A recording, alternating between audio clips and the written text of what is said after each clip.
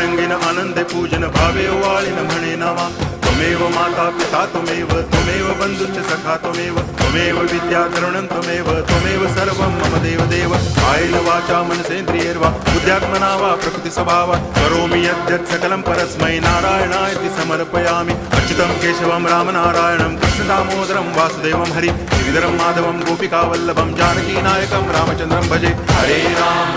Ram